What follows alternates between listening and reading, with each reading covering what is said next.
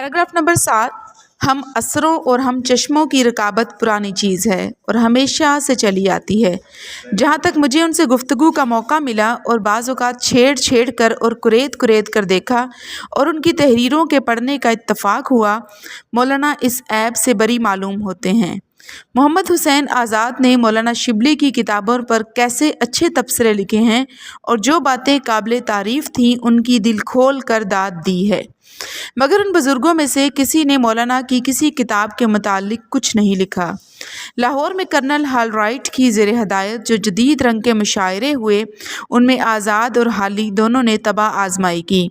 बरखा रुत, हुब्बे वतन, निशात, उम्मीद इसी ज़माने की नज़में हैं।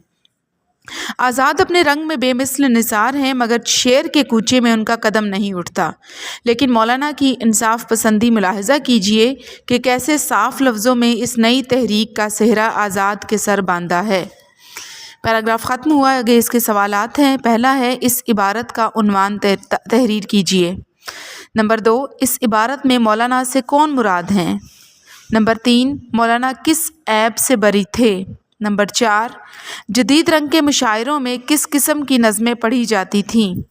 नंबर 5, निसार के मायने लिखिए।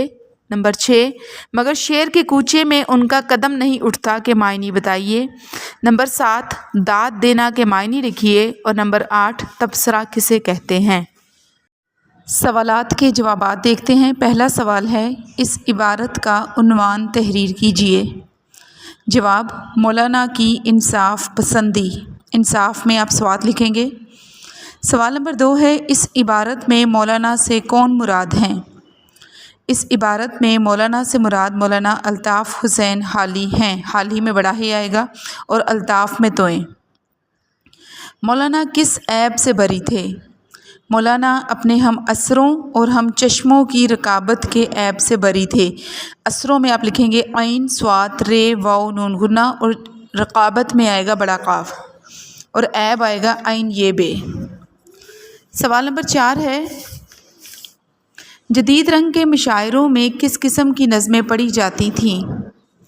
जदीद रंग के मुशायरों में बरखा रुत, हुब्बे वतन, निशाते उम्मीद जैसी नज़में पढ़ी जाती थीं। सवाल नंबर 5, निसार के मायने लिखिए। जवाब है नसर लिखने वाला।